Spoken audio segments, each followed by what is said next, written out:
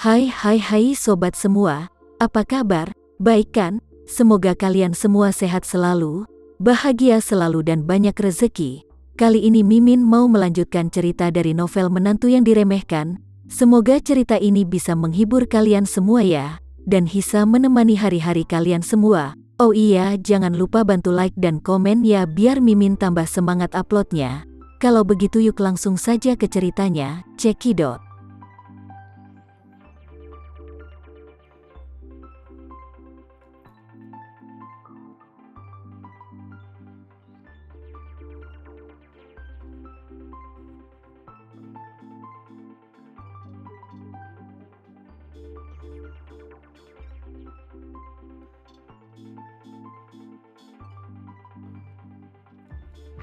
Kedua, keluarga Sucipto masih harus diminta untuk mengantarkan buronan Raya Sucipto ke Departemen Kepolisian Metropolitan Tokyo dalam waktu 24 jam.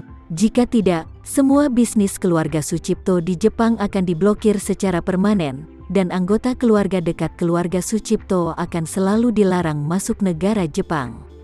Malam itu, ketiga pengurus pasukan bela diri Jepang yang terlibat dalam kasus tersebut ditangkap di rumahnya masing-masing. Ketiga orang ini diberikan penghargaan oleh pasukan bela diri Jepang dan pemerintah Jepang karena berhasil menangkap Raya Sucipto dan komplotannya saat berada di Bandara Osaka. Tapi sekarang, ketiga orang ini semuanya telah direduksi menjadi tahanan yang membahayakan keamanan dalam negeri. Pada saat yang sama, Departemen Kepolisian Metropolitan Tokyo dan Departemen Keamanan Nasional secara resmi mengeluarkan pengumuman kepada dunia. Ini juga merupakan ancaman untuk keluarga Sucipto. Sementara itu di Surabaya, di kediaman Chen Sucipto yang sudah larut malam. Saat ini Zain Sucipto kembali ke kamarnya tanpa sadar. Suasana hatinya sangat rumit.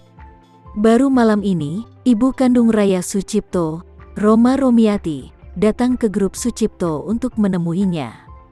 Begitu keduanya bertemu, Roma Romiati dengan cemas menanyakan keberadaan Raya Sucipto. Namun, Zain Sucipto tidak tahu harus menjawab apa.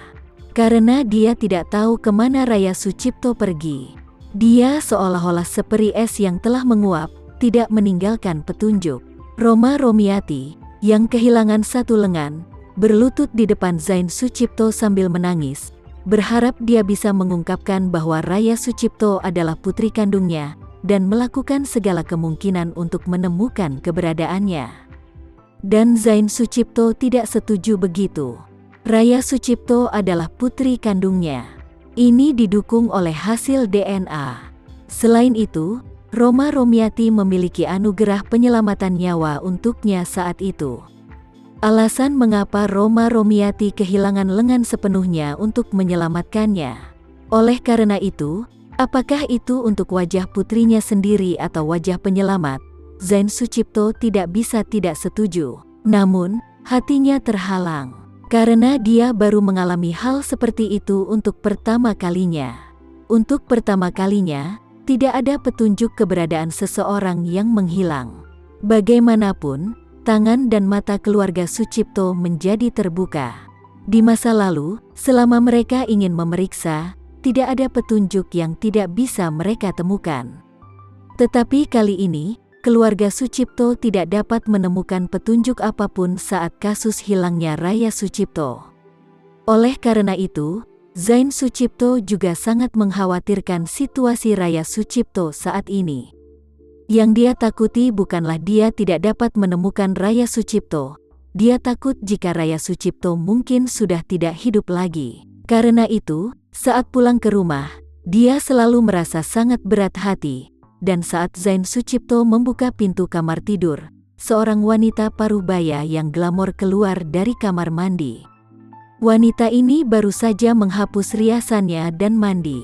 Rambut panjangnya dibungkus dengan topi pengering rambut. Meskipun dia telah menghapus riasannya, panelnya masih sangat halus dan bersih. Pada pandangan pertama, dia adalah seorang wanita yang cantik alami dan terawat dengan baik. Wanita ini adalah cinta seumur hidup Zain Sucipto, istrinya, Lina Hadid. Keluarga Hadid sangat kuat, meskipun mungkin sedikit lebih buruk daripada keluarga Sucipto dalam hal aset. Sebenarnya tidak jauh lebih buruk daripada keluarga Sucipto dalam hal latar belakang, status, kontak, dan kekuatan secara keseluruhan. Pada level khusus, itu bahkan lebih kuat dari keluarga Sucipto. Bagaimanapun, uang bukanlah satu-satunya ukuran kekuatan di tempat manapun di dunia. Lina Hadid adalah salah satu selebritas paling dihormati di Surabaya. Latar belakang keluarganya membuatnya hampir menjadi kekasih impian semua generasi kedua Surabaya yang kaya pada masa itu, dan Zain Sucipto adalah salah satunya. Meskipun Lina Hadid berusia lebih dari setengah ratus tahun dan telah memiliki 2 anak lagi, dia masih mempertahankan pesona yang sama seperti seorang wanita muda berusia 30-an. Melihat Zain Sucipto kembali, Lina Hadid berkata dengan sedih, "Kenapa kamu kembali terlambat hari ini? Apakah kamu lelah?" Zain Sucipto menyeringai enggan dan berkata, "Tidak apa-apa, aku tidak lelah. Ada banyak urusan dalam 2 hari terakhir." Lina Hadid menghitung dan mengangguk.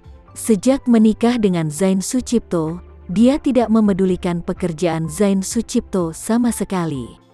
Karena dia merasa tidak perlu mengganggu urusan pria. Karenanya, dia tidak pernah bertanya kepada Zain Sucipto tentang detail pekerjaannya.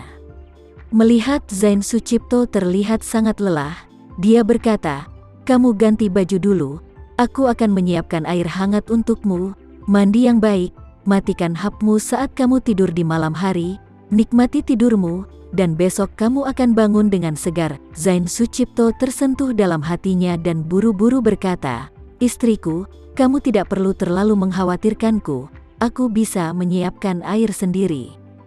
"Kamu istirahatlah sayang." Lina Hadid segera berkata, "Air di bak mandi adalah air yang baru saja aku gunakan. Butuh waktu lama untuk mengganti air. Kamu harus mengganti pakaian dan istirahat sebentar dulu." Zain Su tersenyum dan berkata, "Tidak apa-apa, aku akan menggunakan air bekasmu untuk berendam sebentar." Lina Hadid berkata dengan malu-malu, "Bagaimana itu bisa dilakukan? Air bekasku berendam itu tidak bersih. Kamu tunggu, aku akan isi ulang batubnya." "Tidak dibutuhkan." Zain Sucipto tersenyum dan pergi ke kamar mandi saat dia sibuk. Sambil membuka baju, dia berkata, "Kenapa air mandi istriku yang cantik ini tidak bersih? Biarkan saja, aku akan masuk sebentar untuk berendam." Melihat dia melepas pakaiannya, Lina Hadid menggelengkan kepalanya tanpa daya, dan berkata, "Tidak apa-apa, berendamlah sebentar. Jika air menjadi dingin, aku akan mengubahnya dengan hangat. Aku akan pergi tidur dan membaca buku." Zain Sucipto buru-buru tersenyum dan berkata, "Oke, lanjutkan." Kemudian Lina Hadid meninggalkan kamar mandi, menutup pintu dengan mudah, dan kemudian berbaring di tempat tidur yang nyaman dan mewah. Kemudian dia mengambil sebuah buku berjudul Anna Karenina dari samping tempat tidur. Ini adalah karya sastra hebat dari penulis Rusia Leo Tolstoy, yang berkisah tentang tragedi pengejaran cinta Anna Karenina. Lina Hadid telah membaca buku ini berkali-kali, dan dia dapat menghafal banyak bagian kata demi kata, tetapi dia masih mengambilnya dan membacanya lagi beberapa kali. Terkadang, dia merasa bahwa dia agak seperti pahlawan wanita dalam buku ini sampai batas tertentu. Meskipun dia terlahir sebagai seorang bangsawan, meskipun dia adalah wanita tertua yang elegan dan menawan di mata orang lain, dia tidak pernah mendapatkan cinta yang dia inginkan. Suaminya, seperti suami Anna, terpesona dengan karirnya. Meskipun dia sangat mencintai dirinya sendiri, dia merasakan semacam frustrasi yang membosankan karena kekakuannya yang berlebihan. Dia hanya dapat menemukan kenyamanan dalam hidup dari anak-anaknya. Hal yang mengharukan adalah Anna bertemu cinta sejatinya dalam kehidupan pernikahan yang tidak bernyawa. Tapi dia justru sebaliknya. Setelah bertemu cinta sejati, tetapi tidak bisa mendapatkan cinta sejati itu, dan dia bertemu dengan Zain Sucipto dan memasuki kehidupan pernikahan. Ana akhirnya meninggal karena bunuh diri. Meskipun Lina Hadid tidak memiliki pikiran untuk bunuh diri, sejak hari dia menikah dengan Zain Sucipto, dia tahu bahwa cinta dalam hidupnya telah mati.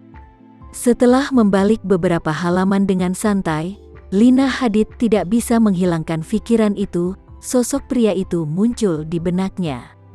Selama lebih dari 20 tahun, sosok pria itu tidak pernah meninggalkan pikirannya. Hampir setiap malam, dia tertidur memikirkan sosok pria itu. Dan pria itu adalah cinta dalam hidupnya, Cahya Renza.